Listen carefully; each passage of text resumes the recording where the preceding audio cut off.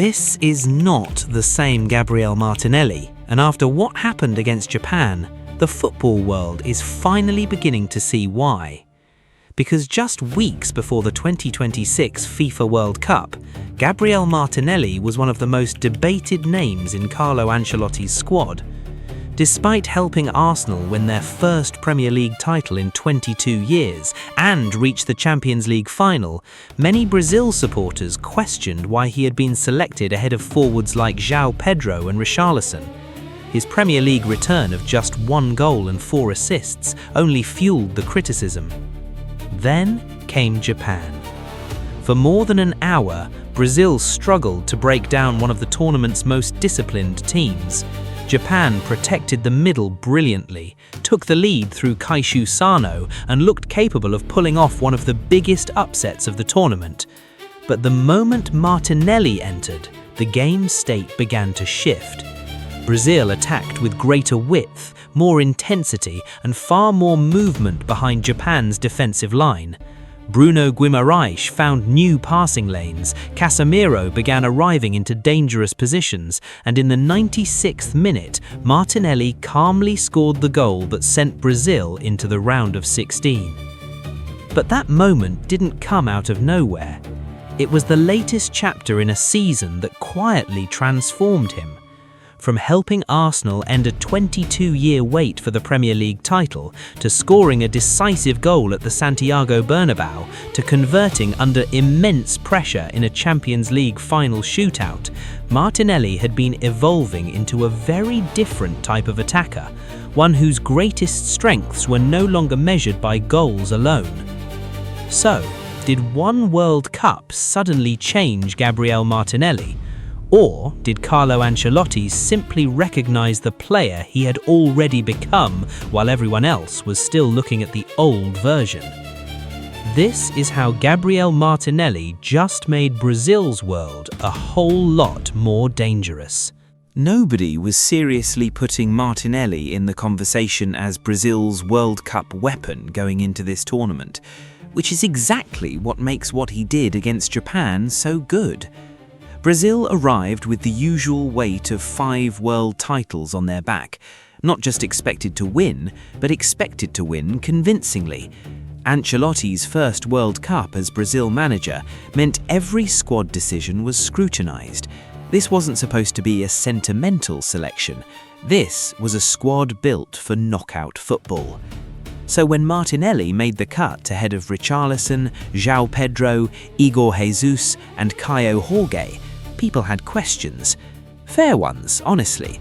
He'd just won the Premier League with Arsenal, but his numbers weren't exactly screaming "pick me" for a World Cup. 30 league appearances, 1 goal, 4 assists, just over 1,000 minutes. For a Brazilian winger at a World Cup, that's not the profile that gets you on highlight reels. But that's the difference between what fans were measuring and what Ancelotti was measuring. Fans were counting goals. Ancelotti was thinking about function. Because Martinelli at Arsenal in 2024-25 wasn't the same player from 2 seasons ago, the raw, explosive kid hugging the touchline and terrorizing fullbacks with pure pace. Arteta turned him into something more disciplined. Arsenal's title-winning season was built on structure, counter-pressing and intelligent use of space, and Martinelli had to sacrifice individual output to fit that machine. Less freedom, more responsibility, fewer goals, more work that doesn't show up on a stats sheet. He had to hold width to stretch defensive blocks, make runs behind even when the pass never came, press on cues, track back, recover shape, and drag defenders out of position to create space for others. The kind of stuff that makes a team function, but never trends on football Twitter. And then there was the Champions League. At the Bernabéu against Real Madrid, he scored a late winner in a 2-1 victory that completed a 5-1 aggregate demolition. Not a small moment, That's one of football's most suffocating atmospheres. So Ancelotti wasn't picking league goals. He was picking a player shaped by elite pressure, tactical discipline, and the kind of high-intensity football that knockout rounds demand. The Japan game proved it. Japan had made Brazil deeply uncomfortable, compact, organised, and clinical enough to punish Danilo's loose pass through Sano's first-half strike. Brazil were chasing a knockout tie, and Japan had locked the central lanes shut. Brazil kept circulating, crossing, searching. Nothing was getting through the middle.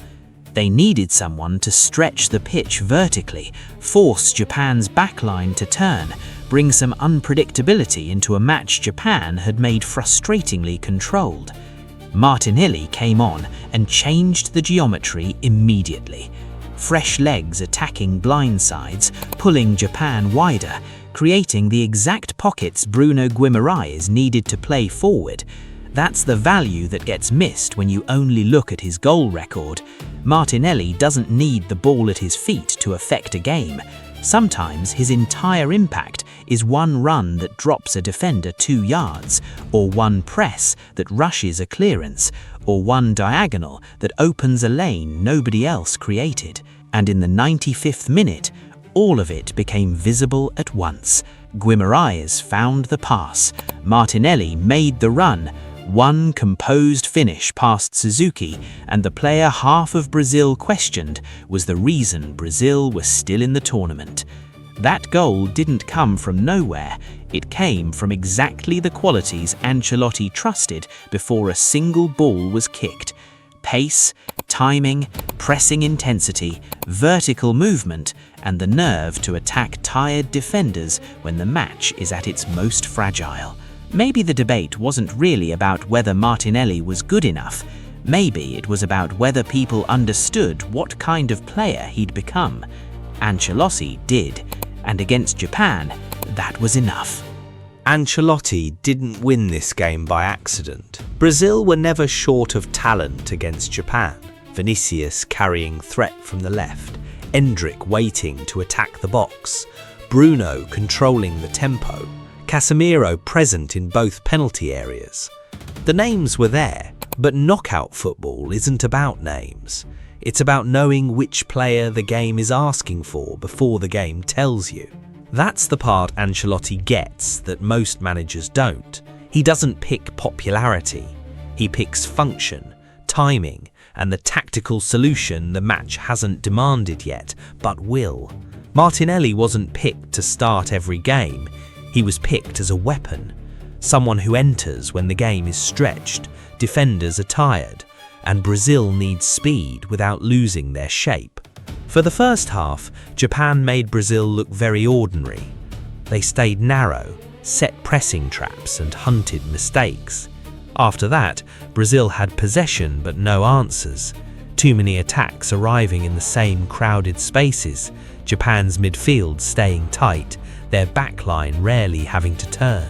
Ancelotti's response at half-time wasn't panic, it was patience, better movement, more purpose, more bodies at the far post. It worked almost immediately. 56th minute, Gabriel delivered from the left, Casemiro attacked the far post zone, 1-1. Nothing complicated, just better box occupation, and a midfielder arriving exactly where Japan couldn't deal with him. Japan didn't fold though. Suzuki kept saving, including a brilliant stop from Vinicius that hit the post. Brazil were close, but still needed something to crack the shape open. Martinelli was that something. The moment he came on, the geometry shifted. Japan suddenly couldn't defend only what was in front of them. Could the fullback step high? Could the centre-back shift without opening the channel? Every question stretched their shape, and a stretched shape is a vulnerable one. Bruno started finding more room because Japan's line now had to respect depth. That half step of hesitation is everything for a midfielder. It's the difference between being pressed immediately and having a second to pick the right pass. By the 90th minute, Japan was still organised, but the distances were growing. The first half freshness was gone. Then stoppage time. Bruno received near the edge of the box, paused just long enough to freeze the defenders, and in that split second, Martinelli attacked the space. Bruno slipped it through. Martinelli took it cleanly, opened his body, and finished low. Looked simple, wasn't. Composed first touch, right body shape, calm finish while an entire stadium shakes around you. 96th minute, World Cup knockout. Suzuki got something on it, not enough. Brazil were through. Martinelli wasn't the controversial pick anymore. He was the player Ancelotti trusted in the most fragile moment of the match, and he delivered. Opponents now have to plan for Brazil differently. It's not just Vinicius wide, Endrick in the box, Bruno on the ball. It's also what happens after 60 minutes when Martinelli arrives with fresh legs and turns a defensive block into a foot race.